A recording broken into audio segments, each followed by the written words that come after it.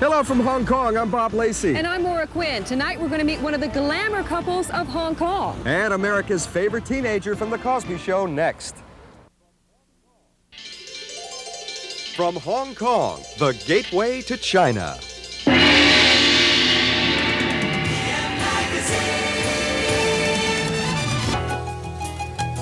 A pink Rolls-Royce and an extravagant lifestyle have given this couple a reputation for living high on the hog. Some people admire us, some people envy us, and some people are jealous of us. Tonight on PM Magazine, meet jet-setters Brenda and Kai Bong Chow and find out why their Hong Kong home is called the Golden Villa. Then Tempest Bledsoe finds acting on Cosby easy. She's just like the unpredictable Vanessa, almost. I'm not as nosy as she is. And they're called the Gypsies of the Sea. More than 50,000 people have fled Hong Kong's crowded streets to create a floating city.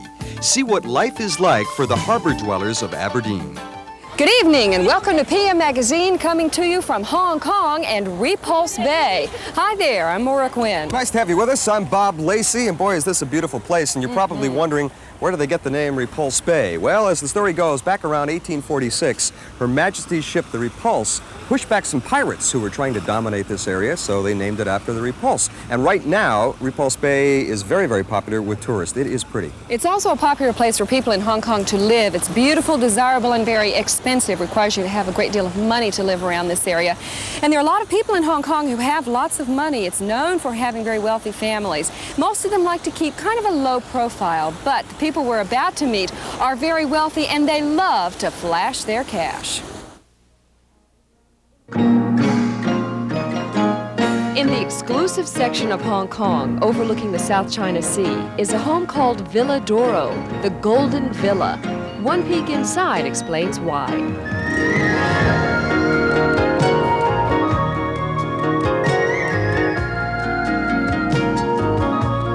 I must thank Buddha that we are able to afford anything which we like.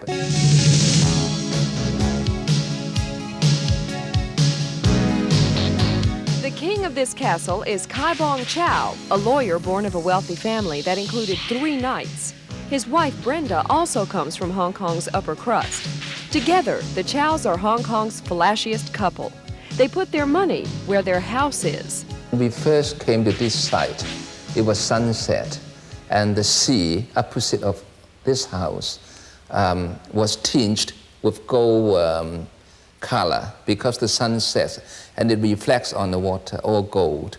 And I said to my wife, let's pick gold as the main theme.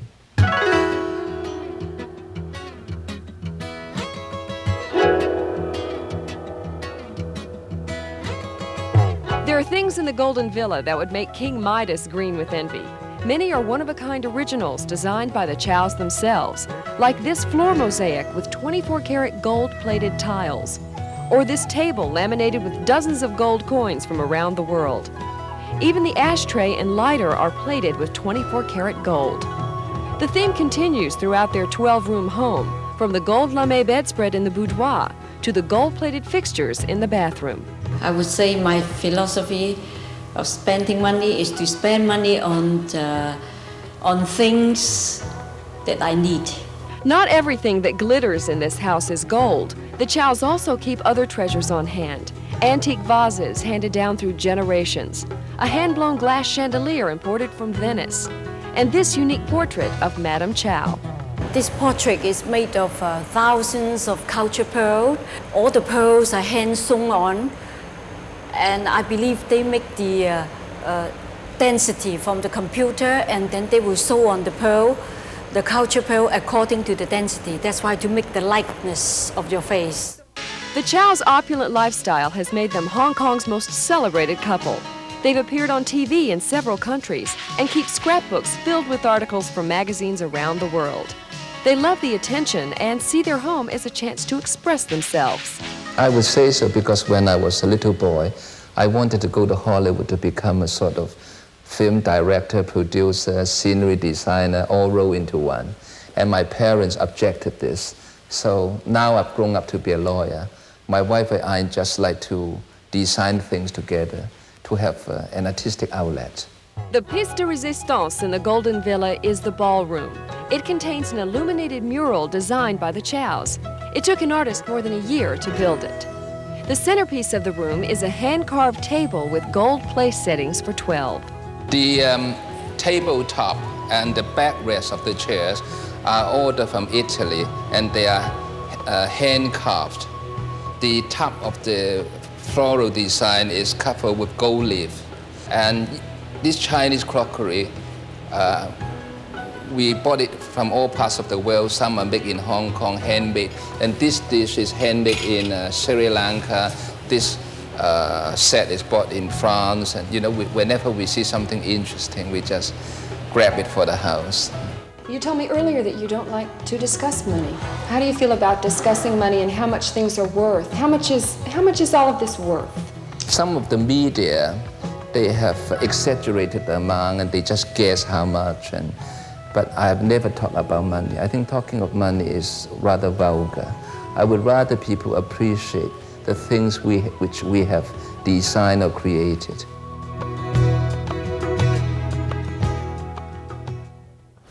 I asked Mrs. Chow what her next purchase was going to be, and of course I figured she'd say rug, a new chair, a new ring, a new car, something like that. What was it?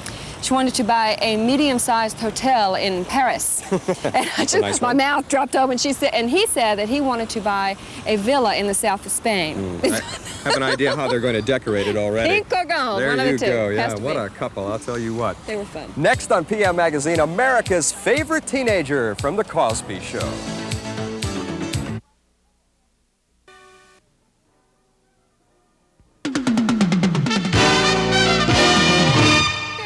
Guy having some fun here on Repulse Beach in Hong Kong. This is one of 30 developed beaches that they have in the Hong Kong area. They have over 100 beaches in the whole area, just beautiful here. This particular beach, Repulse Beach, is the place where they filmed Love is a Mini Splendid Thing, Really? many years ago. Yeah. By the way, the water stays pretty warm, between 57 and about 80 degrees year-round, so a good part of the year you can come here and go swimming once you get tired of all the shopping in the big city over there. Well, our next story on PM Magazine is about one of the most popular characters in television today, Vanessa Huxtable, which of course is the daughter on The Cosby Show, who is so sarcastic and yet very witty. She's played by the actress called Tempest Bledsoe, and Tempest has been in show business since the tender age of 5. Tonight we're going to find out how much of Tempest and Vanessa are alike. Vanessa, Welcome to the Firestone Modeling Agency. this is the modeling agency. Yes, it is. I'm the receptionist, Kitty LaRue. Wait, I thought you were Margot Farnsworth. Oh, you must be mistaking me for someone else. You got an appointment, honey? Her real name is Tempest Bledsoe, but to millions of viewers who watch the most popular show on television, she is Vanessa Huxtable, the outgoing, unpredictable member of the Cosby clan. Every Monday, I'm just dying to see what the script is gonna say. Because, you really never know. Last season, legions of her fans watched Tempest grow 6 inches and blossom into a young lady on The Cosby Show. This year, Vanessa's role is expanding. I think she's a pretty good representation of a typical 13-year-old girl. Precocious, intelligent, sharp, aware. She's gonna try to find herself, because, this is the year when most girls come into that conflict. You're just mad because this sweater looks better on me. Yeah, right. Don't shove me. Shove you anytime I want to. Is that right? Yeah, that's right. Get off! Let me go, honey! Let go! Let go of my hair, Vanessa! Let go! What's going on in there? Fight! Tempest, who like Vanessa is 13, is almost typecast as a bright teenager. In real life, she attends a school for exceptional children, and she'll skip the 8th grade and enter high school this fall. Our personalities are very much alike. I'm not as nosy as she is, but hey, I guess that comes because she's got such a big family. The guiding force in Tempest's career has been her mom, Willa Bledsoe, who started her daughter singing jingles and modeling for department stores at age 5. I've always felt that she would become as successful as she is, and this is the reason why I brought her into the business because I could tell from the time she was born that she was a different child. The Cosby Show, though, was the first acting job Tempest ever tried out for, so she wasn't really prepared for auditioning in front of Bill Cosby. When I did the audition, you know, he was in there, and I expected someone in a three-piece suit, you know, a millionaire, people running around, secretaries laying at his feet, copying down everything he says. He was just in their sweatsuit, cigar, drinking out of a Gatorade bottle, real laid back. He said, "Go ahead, let's see what you have." And, you know, it wasn't that hard. And I guess I felt comfortable with it, and I guess he saw that I did feel comfortable with it. The success of The Cosby Show is now providing a comfortable living for Tempest Bledsoe. She's moved from Chicago to New York to be closer to work, and she's being approached with movie scripts and other offers. Tempest, though, has the same unpredictable approach to her stardom that Vanessa would have. It's pretty cool. And as far as Tempest's acting ambitions go, she says she would like to star in a Shakespearean production and also a horror film. Now, there's a combination for you, right? Now, she's just completed a non-Cosby acting job. It's a family television drama called The Gift of Amazing Grace that'll air a little bit later on this month. Coming up next, we're going to take a look at the life of the people who live on boats in Aberdeen Harbor.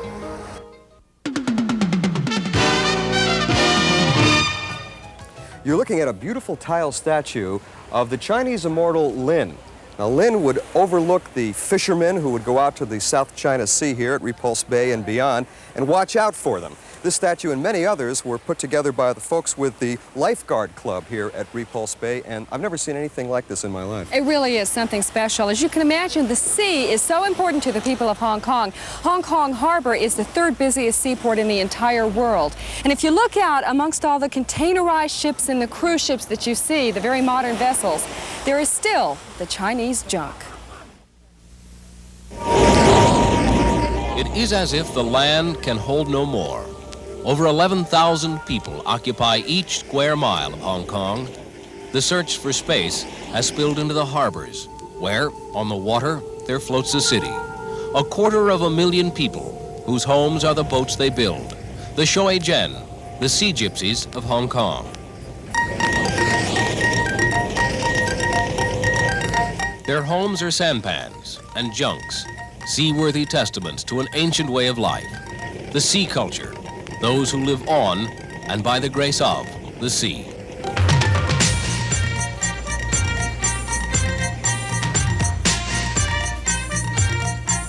They are fishermen in the main, but have, in modern times, turned to the cargo and tourist trade. Today, many of their boats, the small canopied sampans, and the larger open-sea junks are motorized. The fishing nets changed from cotton to nylon, concessions to the 20th century. Made by the people the Chinese call tankas, egg people, aimless souls bobbing like eggs on water. To the visitor, they seem anything but aimless. They will spend months at docks like this one in Aberdeen, building sea-bound homes that will last a generation. Fashioned entirely of wood, teak, and fir, they are built without blueprints. Craftsmen, like Mr. Tong, passing on timeless techniques from memory. For himself, he has been in the business for 30 years.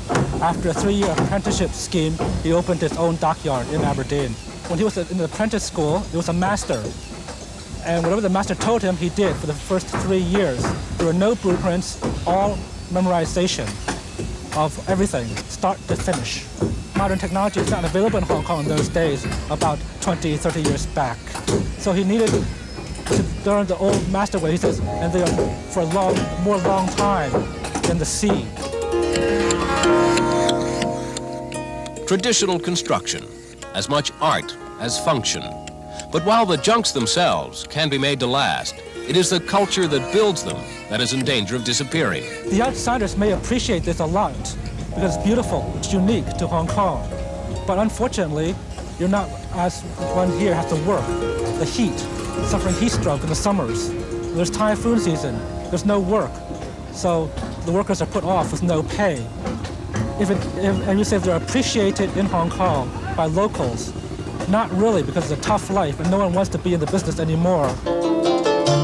When moored in harbors, the Shoijian tie their junks together, creating floating neighborhoods, protected from the elements.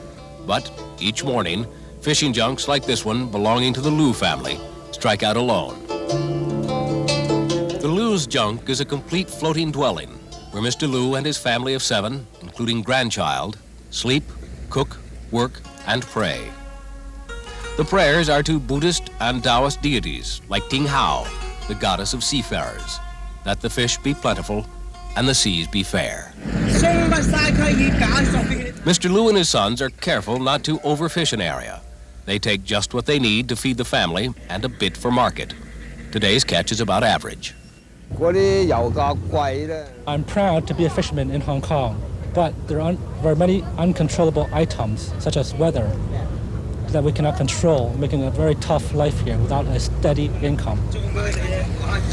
If life on water continues to be so tough, then the only choice I have is to move on land and be a regular Hong Kong person working for a factory or whatever there is in Hong Kong. Despite the pressures brought by progress, the sea culture continues, a self-contained lifestyle on the water. Spared a long history of warfare and plagues on the mainland, the Shoijian have developed a world apart. And while some Chinese tend to look down on the uneducated Tonkas, Western visitors find them almost romantic. That here in the midst of the most crowded region of the world float independent souls on wooden boats, setting bamboo sails for open water, open air.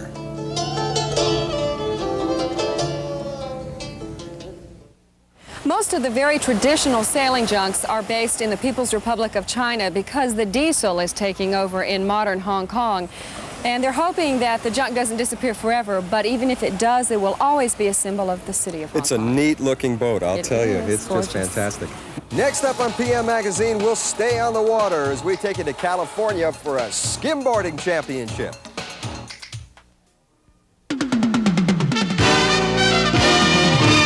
As you can tell, here in Hong Kong, it is still definitely summertime. People are out there in the water. But for most people in the United States, winter is right around the corner, and that means colder weather.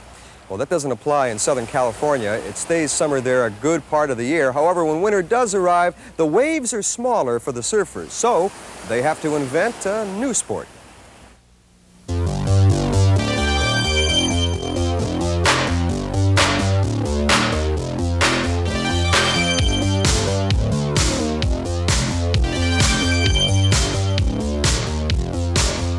It's called skimboarding, a way to glide across water on the beach. It began in the 60s when surfers had to find something else to do when the waves were too small. Today's sun-baked surf rats take it one step further. Instead of simple plywood, they ride fiberglass foam boards costing up to $300. Some of the best riders in the world invaded Laguna Beach for the 10th annual Victoria Skimboard Competition. They don't ride waves, they attack them.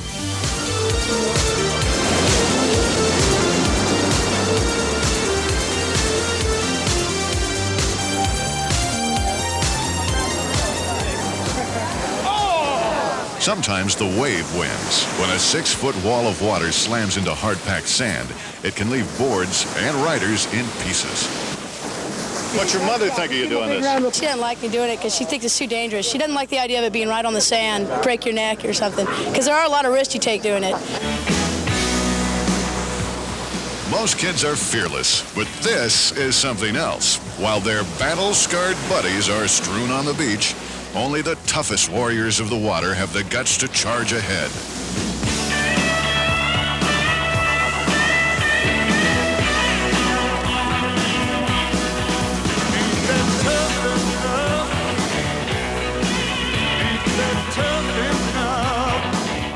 Sports like skimboarding are part of the adolescent rites of passage in Southern California. And like every subculture, skimboarders have their own lingo, one only they can understand. I compete with the good.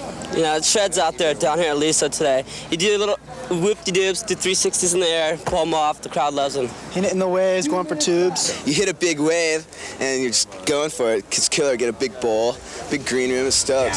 Most of that defies translation into English, but people aren't here to talk to skimboarders. They're here to watch them.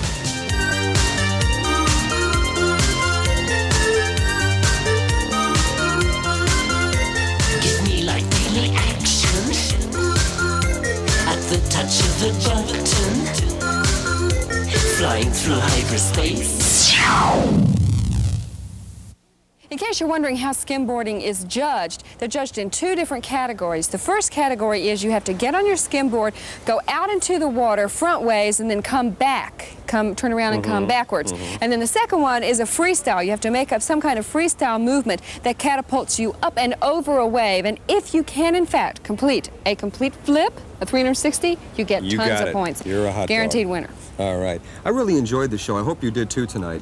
Especially I enjoyed the story that you brought us about the chows. My favorite part of that story was when you asked that couple, how much money do you have? And they say it's not in good taste to talk about that. Yes, This it's coming true. from a couple with a pink Rolls Royce and pink fur and a It's dog. True. You know? I thought How do they you were really figure it? funny people. Oh, they were really cute. No. I liked them very much. Yeah. And actually, they were relatively humble about some of the things that they liked or the things they've designed and spent lots of money on. Although, I hate to say this, money can't buy taste. I'll tell you what, in that case, They had lots anyway. of money, but not a lot of taste. Thank you, Mr. and Mrs. Chow, for letting us do this story, though, and thank you all for watching tonight. We hope you'll be with us once again with some more adventures tomorrow night from Hong Kong on PM Magazine. There's no place in the world like Hong Kong after dark. Tomorrow, Bob Lacey takes us on an oriental adventure full of exotic foods, bargains galore, and some of the most elaborate nightclubs you've ever seen. Less than a year ago, 14-year-old Donna Ashlock had a heart transplant, but her story holds an unusual twist. She knew her donor. Tomorrow on PM Magazine, you'll hear about the classmate who predicted his own death to become Donna's lifesaver. Also, 200 of the world's best photojournalists were sent out to take pictures of one day in America. And they found that's not an easy task. We'll show you the many faces of our nation. Have a nice night. We'll see you here tomorrow night from Hong Kong, 7:30 for PM Magazine. Good night. Hi, this is Barbara Stutz, the host of TV's Jeopardy! Handsome Alex Trebek talks to the top of the day audience. We'll learn all about the Colonial Cup, and we travel the psychic mental paths of Peter Anderson, too. Friday at 11:30 on Top of the Day.